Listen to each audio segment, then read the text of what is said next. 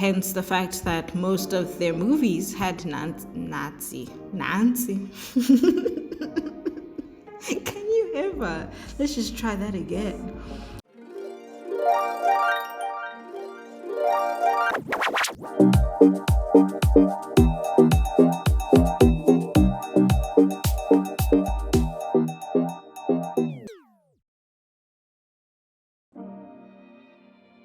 Hello, lovers, and welcome to another episode of Starring Cupid, starring me.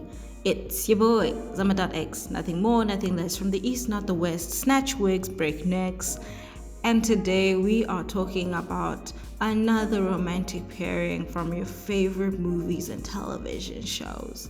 Well, I would say favorite, but this would be your favorite if you were 65, because our couple this week comes from one of the cinematic greats, the cinematic classics. We are speaking about Ilsa and Rick from Casablanca. Why are we looking at a movie that was made before your parents existed? Because, lovers, this movie has everything I need. There's romance, there's drama, there's war that was based on an actual war that was taking place while they were shooting. And most importantly, there's a love triangle that doesn't end terribly. Without wasting any more of your time, let's learn more about Ilsa and Rick, and partially Victor.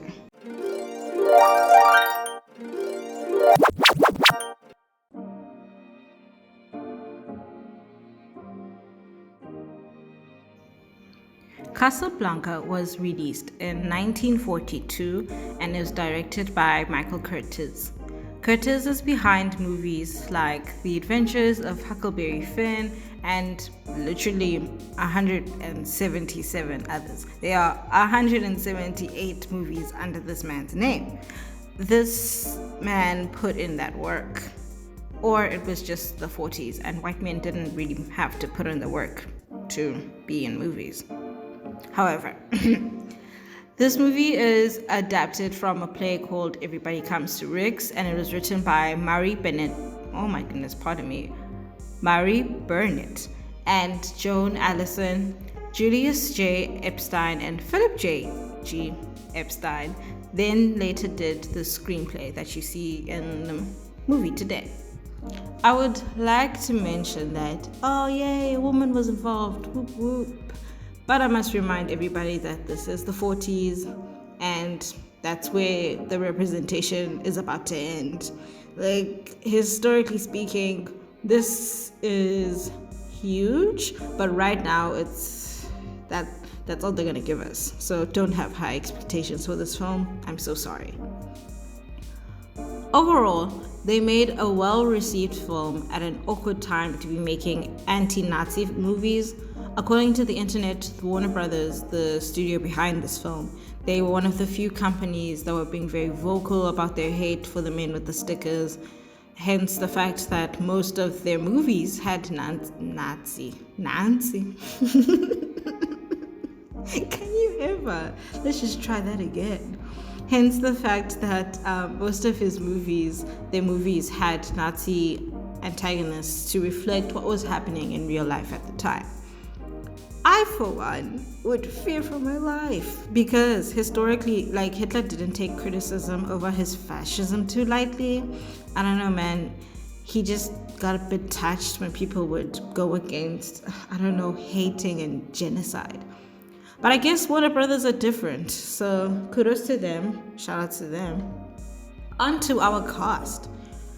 I don't expect you guys to recognize any of these people, but after you watch it, then you'll thank me for what I'm about to tell you. Humphrey Bogart stars as Rick Blaine, a club owner and resident playboy in Casablanca. Bogart had a successful and impressive career while he was still with us. There's few old movies you can see that don't have him. If there's anyone I could compare him to in like the modern times, he gives me a very strong Ryan Gosling vibes. Don't ask me why. Don't ask me to justify what I'm saying. I really can't. you just have to take what I'm saying as it is. He reminds me of Ryan Gosling. I don't know. And then we have the lovely Ingrid Bergman, who plays Ilsa Lund in the movie. She was also super famous when she was still with us. She was a Swedish actress that was quite successful in her career. I wanted to say that her modern equivalent would be Alicia Vikander, but that's only because I watched like Ex Machina the other night, and they're both Swedish, and they. Actually, is she Swedish? I think Alicia is Swedish. But yeah, that's all they have in common. But I'm running with it. She's the modern day version of that. We have other notable mentions on this cast. There's Paul Henright, if I'm right, who plays Victor Laszlo, the freedom fighter and the other corner in this love triangle. He's wonderful. There's Dooley Wilson as Sam, the piano player. Fun fact that I found out when I was going through this: Wilson didn't know how to play the piano at all. Like, he couldn't do anything. What they had is they taught him how to play, like they taught him how a piano player would make the sounds, and he was just miming, and then in the background there was someone who was a professional playing the actual chords. And now that I've watched this movie once or twice, I can see that this man is not pressing. At no point do you actually see his hands touch the keys. And you know what? It's okay. Get your coin, because he was lovely in it, even though his sole purpose in the movie is to be the magical Negro. His performance is great. Yeah. Finally, a bit of an odd choice, but we have Claude Rains, and he plays Captain Reynolds. He's pretty funny. He's a funny character, but he's also like working with the enemy, so we shouldn't like him, we shouldn't enjoy him. But I couldn't help but be like, oh no, this guy's kind of funny. If you haven't seen this movie, understandable, but the pretty is simple. The story is pretty simple. It's World War II, and lots of Europeans are fleeing to Morocco to escape their German-occupied countries. A popular bar owner in Morocco must decide whether or not he should help his ex escape to America with her husband and dodge the Nazis. It sounds fun. It sounds interesting. It sounds quirky, considering that there's nothing really fun about the war. Let's take a closer look at Ilsa and Rick to see why I appreciate how their relationship ended.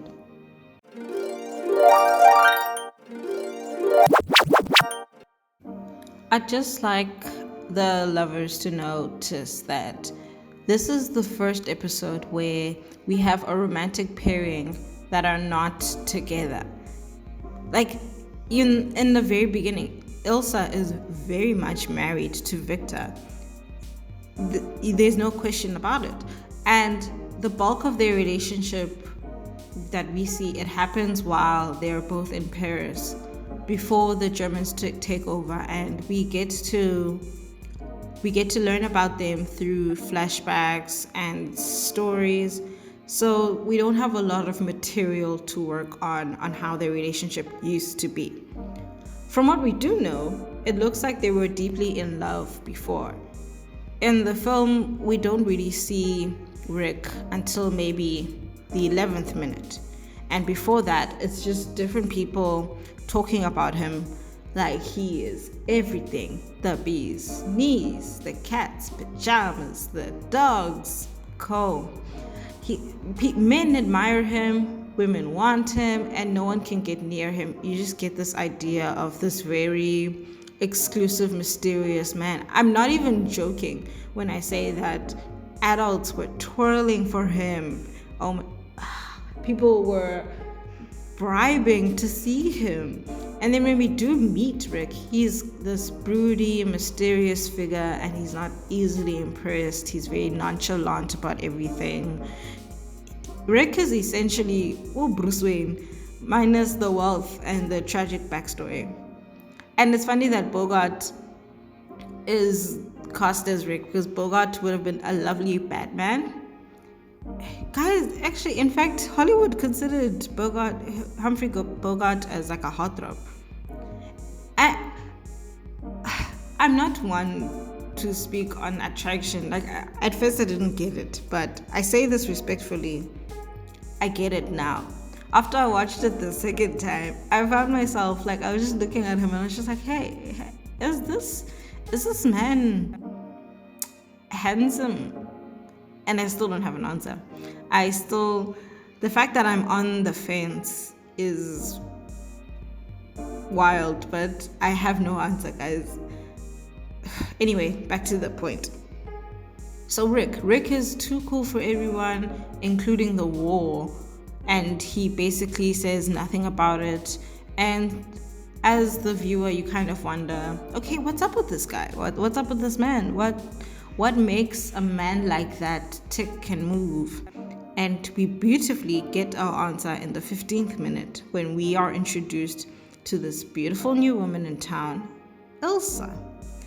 I don't know if this is a common thing in old movies, but here they do this thing this odd lighting thing, where anytime Ilsa has a close-up or she was the only person in frame, they would soothe out her features. This is a black and white film, by the way. They would soothe out her features and kind of make her face really bright. They would illuminate it more.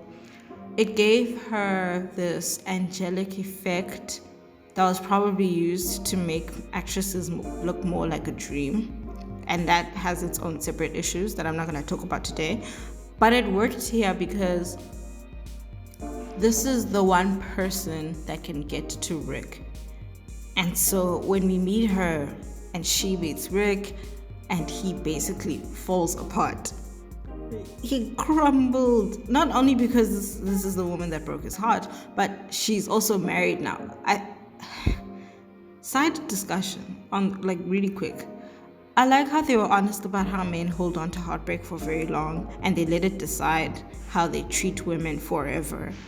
Like, bro, you're being a jerk to everyone you date because of one girl that ignored you when you were in grade 6 and you are 27. I'm not saying guys, I'm not saying get over it. I'm not that person. But heal. Heal. Now, on paper, I didn't see how they made sense together, Rick and Ilsa, because Rick was this Bruce Wayne loner person, and Ilsa was, from what we see, she's like sweet and angelic and soft until the flashback happens. The flashbacks only come after Rick and Ilsa see each other for the first time again, and Rick is kind of like drunk and he's falling apart. During that falling apart period, he reminds us, back when they were in Paris, they looked so effortless side by side. By that I mean it looks like their relationship was quite easygoing. Like, Rick was still himself, but he was much happier. He smiled a lot and he'd make happy jokes. When Ilsa was there, she was being herself, but every time she looked at him, it was like she was seeing everything she needed. She saw the stars and the moon. Nothing about their relationship in the flashbacks seemed forced or seemed like they were just not gelling. They gelled well together. There was this unquestionable connection between them, and I wonder, there's a word here. It begins with a C. Yes, say it with me, folks. It's called chemistry. Which is deeply ironic because I read that they barely knew each other when they shot that, and they barely spoke to each other for the whole shoot. I mean, acting. I guess people get paid to do this, and they're pretty good at it. And we get a third-party perspective of this relationship from their friend Sam, who I mentioned earlier. And he knows Rick quite well. Sam sees why this couple worked well together at the time, and so that's why he's panicking so hard when he sees Ilsa again.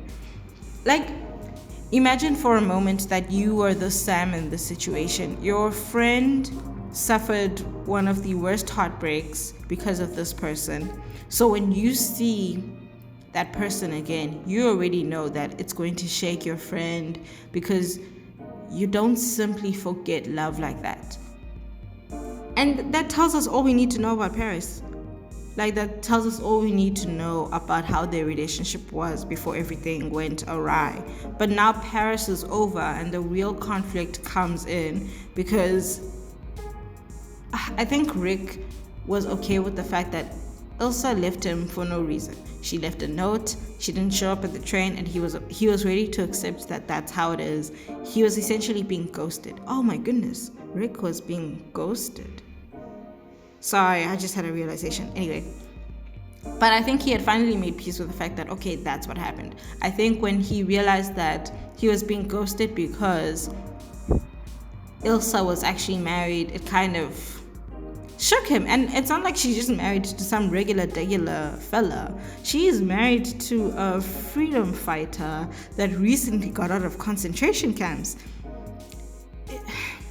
You can't hate someone like that. It's like hating someone that, I don't know, went to jail for trying to end fascism.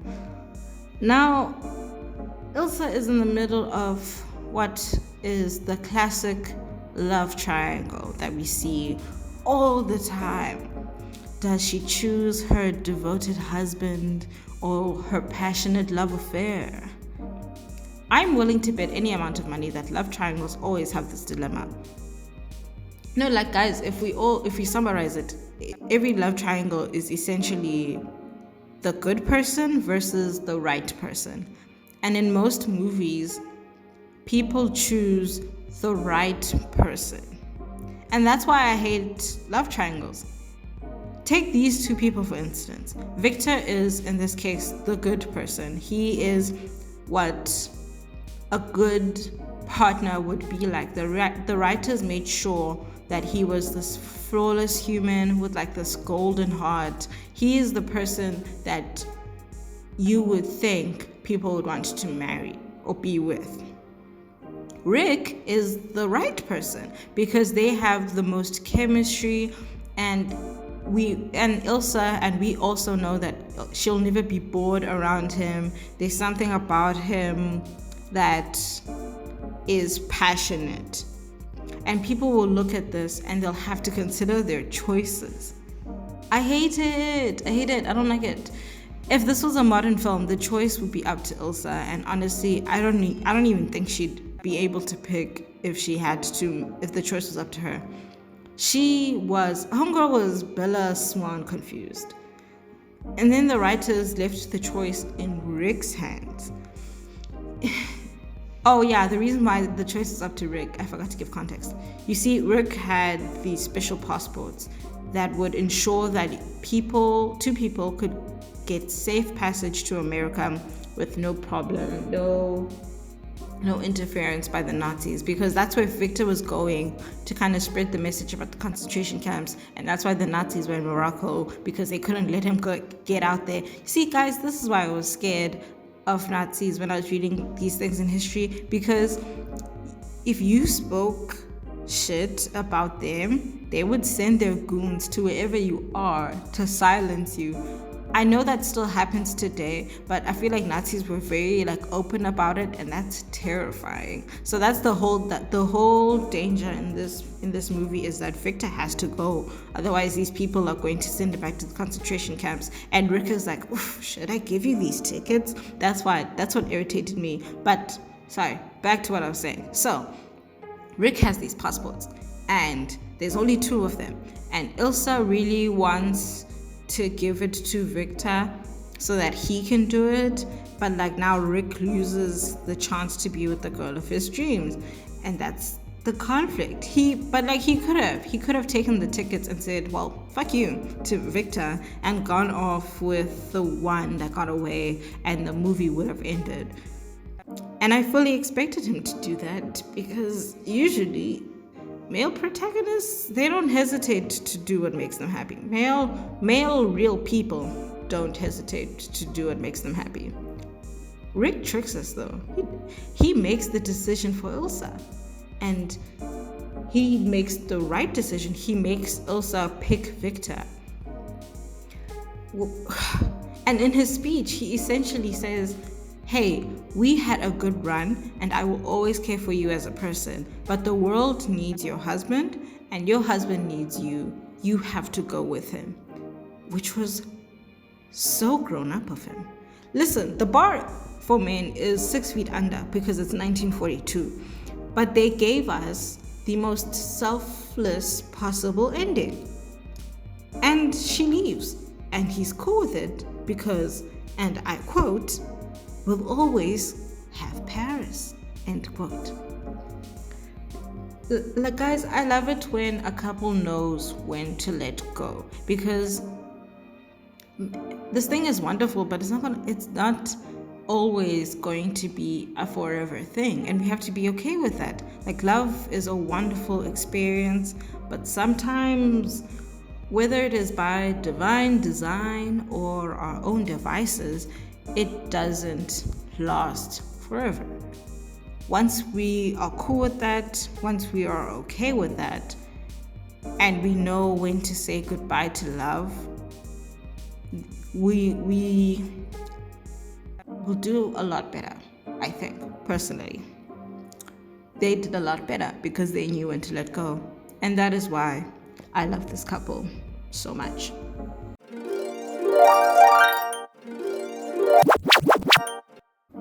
Wow, can you ever get so hectic so quickly? Let's shrug that off. Because now it's the time where I complain or I praise. It's the likes and dislikes section.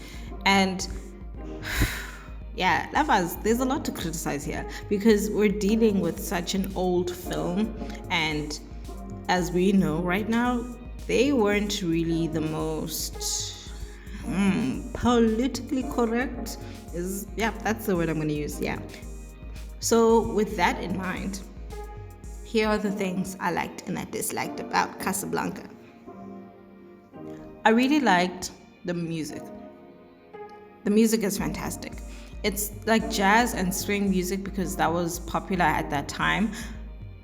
And that kind of music can be quite lively, and because of the jazz, you can add it to like the sad moments or the low moments. So the music went well with the action and what was happening. I really liked that.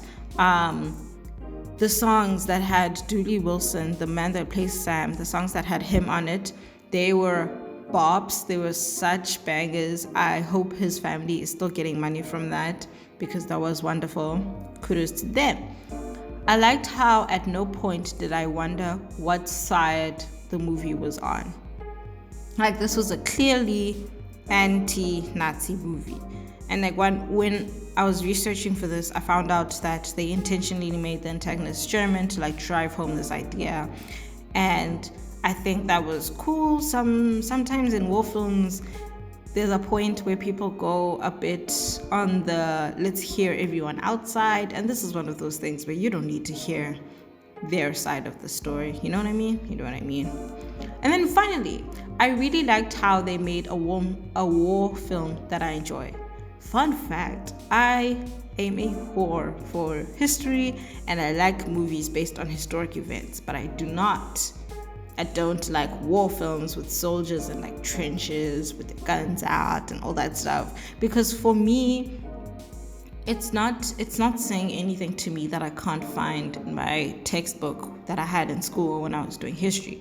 Like I like war films that focus on things outside of the actual fighting, because I think it constantly reminds people and me that there were people at the center of all of this and how these people were living through this. And these movies obviously don't give an accurate depiction of how everyone was living, but it does give us like a little insight, especially the ones that people are kind of making now to show the perspective of other people in different countries and stuff and their lives during this time. And I think that's very interesting to see. But that's just me.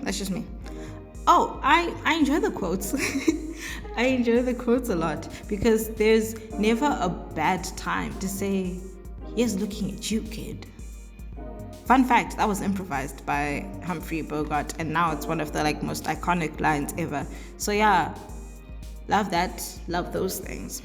With the dislikes though, I mentioned above that Sam's character, his whole character is simply there to be the magical Negro. If you don't know what that is, it's the term that was coined for a black character whose sole purpose is to uplift the other white characters around them and nothing more. That's it. That's all they're there for. And the funny thing is, some people that don't know what it's called, they can think of movies and TV shows where this happens. There are examples of it everywhere in Clueless, Eat, Pray, Love, The Help, The Legend of Bagger Vance. Oh my God, The Green Book. There's so many instances of it. And it's sad because I really wanted to know more about Sam, and because he seemed so cool, and he had been through all these things with Rick, like the same energy that was put into Rick's story could have been put into Sam's story. And he's so talented as well, man. But what's done is done. It's the 1940s. We can make better movies now. Second thing, I wish they didn't Americanize this movie. It's set in Morocco. The people that are in Morocco are coming from all parts of Europe, but Sam and Rick are the only American people. I think they're the only Americans on the cast, and also just Americans in the like screenplay. But everyone else didn't represent anything else. You know what I'm saying? Like, They could have tried with accents a little. Even the Germans, I wasn't sure where they were coming from, but maybe that's me. Maybe I'm the problem that didn't hear them. Yeah, they could have found some good, like 5 good French actors would have changed this whole thing. But again, 40s, it's the time. We can make better movies now. The other thing I didn't like is I don't like Rick's whole I don't pick a side approach, because it's so boring. It's accurate because cis-het white men can be on the fence about everything if they want to, but boo this man. This idea that he did it to avoid any conflict is also such a weak cop-out. Like, oh yeah, I don't want to make people fight. I'm glad he eventually stood for something at the end though. That was a nice, like, okay, fine, let me do something. And it was the most important thing, which is great.